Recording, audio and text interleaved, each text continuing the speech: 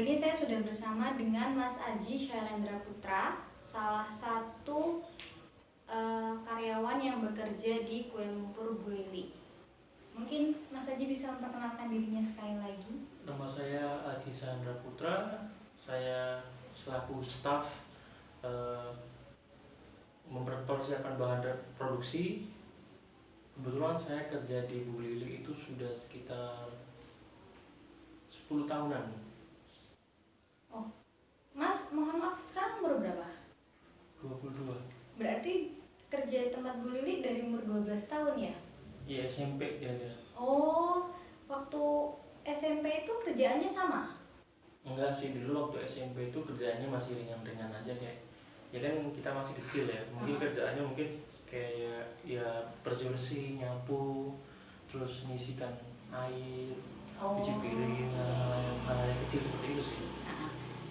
Tapi lama-kelamaan nanti akan karena sudah besar juga, udah masuk SMA, akhirnya job desk-nya ditambahin lagi. Oh gitu, oh berarti udah 10 tahun ya. Kalau boleh tahu udah berapa tahun Kue Lumpur Bu Lili ini berdiri, Mas? Jadi sekitaran tahun 2006-an itu kalau nggak salah. Oh, lalu bagaimana perkembangan Kue Lumpur tuh bisa sampai sebesar itu? Dari awal gitu. Iya, dari awal. Sebenarnya kalau dari awal itu agak susah perjalanan kami itu, karena kue lumpur itu kue yang baru diciptakan kan, nggak sebelumnya ada kue lumpur, tapi kue lumpur yang kita buat itu berbeda. Karena kue lumpur biasanya itu kue lumpur kentang itu kan biasanya kan itu dari bahan kentang. Nah kita nggak bahan dasar bukan kentang tor. Jadi kalau kentang itu lebih padat, dalamnya lebih padat. Iya.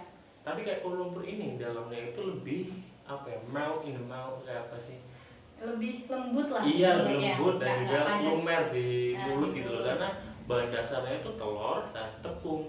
Dan tepungnya itu tidak terlalu banyak sehingga akan lebih, istilahnya itu lebih lembut lah seperti itu. Itu baru, karena itu kue baru. Jadi pengenalannya itu harus agak susah kan, karena itu bahan kue baru, pengenalannya itu yang orang-orang belum akrab. Nah di situ kami memperkenalkan itu ke catering, memperkenalkan itu bagi-bagi secara gratis itu pernah tuh. Terus memperkenalkan ke warga-warga itu juga pernah.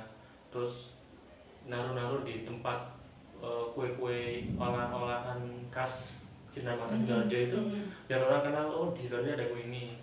Itu pengenalan, bahkan kami dulu sering antar jemput gitu. Oh, berarti bisa dinyatakan ini resep original. Saya dengar usaha Kue Lumpur Bu Lili ini usaha keluarga, Mas. Keluarga semuanya itu sanak saudara semua yang bekerja di situ. Oh, berarti semuanya yang bekerja di sana tuh adalah saudara. Iya, kebetulan saya cucu dari Bu Lilinya. Oh, begitu. Oh, berarti yang menciptakan resep original ini dari mbahnya Mas. Iya, kebetulan mbah saya dan juga almarhum mbak kakung saya itu yang menciptakan. Jadi sepasang suami istri menciptakan resep Kue Lumpur ini. Iya. Begitu. Lalu bagaimana cara Bu Lili itu melatih sumber daya manusianya, Mas? Karena ini kan pertama usaha kecil, sumber daya manusia masih sedikit, lalu kemudian berkembang lebih besar, otomatis kan sumber daya manusianya lebih besar lagi. Nah, menurut pengalaman Mas, apa pelatihan apa, bagaimana caranya yang dikasih oleh Bu Lili ke sumber daya manusia yang ada? Sebenarnya itu kalau pengembangannya itu karena alhamdulillah dari usaha kecil terus mengembang sampai sekarang ini, tentu demand untuk kue lumpur makin tinggi, permintaan untuk kue lumpur makin tinggi. Bahkan kita tuh pernah dapat ribuan, satu pesanan itu dengan kayaknya sekitar 1000 kue lumpur itu pernah kita tuh. Dan itu kan harus banyak pekerjaan kan ya. Dan disitu pegawai-pegawai memang diharuskan untuk istilahnya tuh mengembangkan apa yang seharusnya dikembangkan. Misalkan biasanya itu dalam per hari mereka pencetak ratusan, terus tiba-tiba karena alhamdulillah kita sudah berkembang, maka para karyawan ini juga harus berkembang juga. Oleh Bu Lili ini didorong untuk berkembang juga.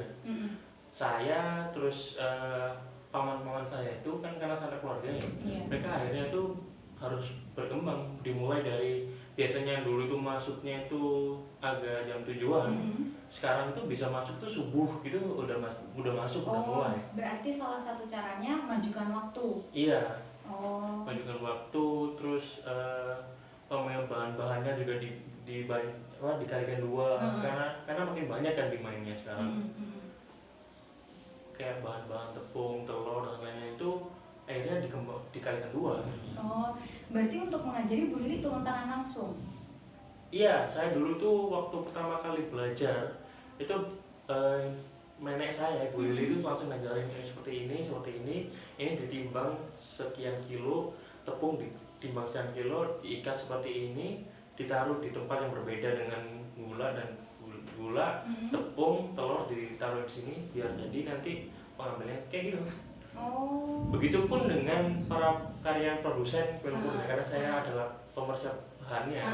Produsennya seperti itu. Ini kuenya ini harus dipanaskan dengan api segini, arangnya segini, terus harus pakai kompor gas, nggak boleh pakai ini, diarahkan. Oh, berarti dari awal semuanya Bu Lili turun tangan langsung untuk mengajar satu persatu. Iya, karena ini memang homemade kan sebenarnya, bukan pabrikan.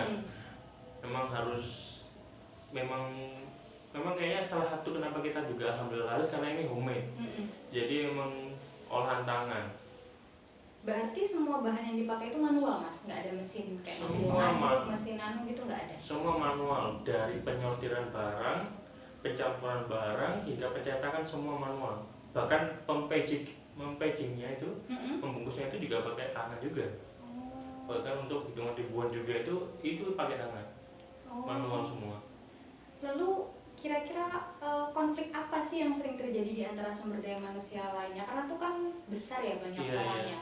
Konflik apa yang biasanya sering terjadi? Ini sih masukannya seperti ini sih Mbak. Ketika banyaknya demand, banyaknya permintaan, berarti banyaknya persiapan yang harus dilakukan oleh karyawan. Pencetakan juga makin banyak. Nah di sini kan mereka kan individual yang memang kenal satu sama lain karena mereka saudara. Karena mereka punya rasa persaudaraan ini, mereka terkadang sering menggantungkan ke orang yang lain. Misalkan Jarno Pak Palikmu Jarno ya seperti itu pun yang agak kurang sehat sih untuk sebuah produksi gitu kan, nggak sehat sebenarnya. Terlalu menggantungkan ke orang lain karena baba mas muae, baba adik muae, itu kan bukan satu hal yang sehat sih menurut saya, dan itu masih terjadi sehingga banyak miskomunikasi terjadi di situ. Karena ada kakak kan, seharusnya kan dalam hierarki pekerjaan itu bos yang paling utama. Karyawan itu semua selevel, jadi nggak ada yang bisa menggurui dari karyawan lainnya karena mereka selevel. Yang harusnya bisa untuk menggurui mereka di atas mereka adalah bosnya. Tapi akan berbeda ceritanya ketika produksi ini diisi oleh keluarga. Pasti ada kakak, adik, cucu. Nah, hal-hal seperti ini yang sepertinya itu membuat beberapa kali pertikaian sebenarnya. Ya alhamdulillah masih bisa diselesaikan karena kekeluargaan juga. Ya alhamdulillah sih. Tapi hal-hal tersebut memang tidak dipungkiri pernah terjadi di kita karena ada hierarki seperti itu. Oh iya, karena ini usaha keluarga, jadi mau nggak mau satu sama lain nganggap dirinya keluarga ya kan? Jadi tanggung jawab individu mungkin lebih kurang ya. Karena ke orang sisi adiknya itu mau nyuruh kakaknya juga nggak enak kan? Kan namanya kakak sendiri. Lalu kan di Sidoarjo sendiri ini kue lumpur udah bukan cuma Bu Lili aja Mas yang buka, udah banyak banget ya. Dan banyak saya juga dengar ternyata rasanya beda, nggak mirip sama yang Bu Lili itu. Nah, gimana caranya kue lumpur Bu Lili ini menjaga kerahasiaan resep itu gitu? Karena walaupun banyak yang buka kok rasanya nggak bisa mirip gitu. Iya sih. Kalau bagaimana kita menjaga kerahasiaan itu sebenarnya karena pertama itu hanya lingkup kita saja, kan sanak keluarga semua kan, jadi cuma lingkup kita saja yang tahu bagaimana cara membuatnya. Jadi tidak ada orang lain yang tahu bagaimana cara membuat itu karena ini semua adalah lingkup kita. Kita benar-benar mensortir siapa, bahkan orang-orang yang mengaduk resep, membuat adonan itu hanya orang-orang tertentu saja, nggak bisa semuanya. Bahkan saya pun nggak tahu sebenarnya. Jadi yang tahu tuh hanya ada sendiri. Iya, ada sendiri orang yang memang bekerja dalam mengaduk adonan itu karena adonannya menyatukan semua bahan-bahan. Nah, itu nggak sembarang orang bisa. Yang dipercayai di kue lumpur Bu Lili itu apa? Anaknya tah Mas atau? Anaknya Bu Lili. Anaknya langsung. Jadi dengan kata paman saya. Jadi cuman itu yang ngerti. Kalau masalah banyaknya kue lumpur lain selain Bu Lili, sebenarnya itu gimana? Itu bukan kita. Kita tidak pernah punya kemitraan apapun dengan mereka. Mereka adalah katakanlah orang yang membuka kue lumpur tanpa pengizinan kita. Itu padahal yang pertama ini ya. Iya, kita tidak pernah punya buka cabang. Tapi Bu Lili sendiri ketika ditanya gimana tentang hal ini, Bu Lili bilang ya sudah sih, orang kita juga cari makannya gitu loh Bu Lili. Ya meskipun memang ini masalah sih dari sisi produksi, karena itu adalah lahan kita istilahnya kan.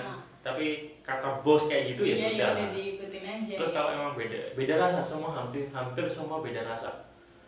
Alhamdulillah para pelanggan bilang emang cocok di sini. Jadi udah jadi langganan tetap. Namanya juga beda tangan, beda rasa. Bahkan Indomie pun beda orangnya dulu kan beda rasa. Beda rasanya. Kayak gitu lah. Lalu menurut pengalaman Mas Aji sendiri, kesejahteraan sumber daya manusia di Kue Lumpur Bu Lili itu bagaimana? Faktor kesejahteraan ini lebih prinsipnya soal apa, uang kah atau apa gitu? Kesejahteraan yang bisa jadi dari materi, bisa jadi dari psikologi masing-masing individu. Bagaimana cara Bu Lili mengatur kesejahteraan para pegawainya gitu? Pertama Bu Lili itu kan Bu Lili kan kalau dilihat selain dari bos adalah nenek kita, keluarga kita, ibu kita, mbah kita gitu. Jadi beliau itu ya seperti apa yang dilihat dari seorang nenek yang sangat menyayangi cucunya, sangat juga sayang dengan anak-anaknya. Seperti demikianlah Bu Lili, dia itu orangnya sangat penyayang. Beliau juga karena kita ini keseluruhan adalah keluarga, maka liburan bareng itu bukan suatu hal yang awkward. Kita sering kalau misalkan hari ulang tahun Kue Lumpur, kita liburan bareng kemana, sekeluarga diajak. Berarti salah satu programnya itu liburan bersama ya? Ya, liburan bersama. Terus soal gaji pun Bu Lili itu saya nggak bisa ngomong nominalnya berapa, tapi alhamdulillah cukup untuk hidup sehari-hari, bahkan cukup untuk membeli barang-barang seperti mobil dan lain-lain itu alhamdulillah cukup. Berarti cukup royal kepada pegawainya. Alhamdulillah cukup royal, karena memang ya keluarga seorang nenek yang sangat menyayangi anak dan cucunya ya. Seperti itulah Bu Lili. Ya, terima kasih Mas atas ketersediaannya untuk diwawancarai mengenai Kue Lumpur Bu Lili. Semoga bisa jadi pelajaran buat teman-teman yang lain untuk membangun usaha dimulai dari yang kecil dulu ya. Amin. Jadinya dalam waktu yang cepat pun akhirnya bisa berkembang jadi usaha yang besar. Terima kasih.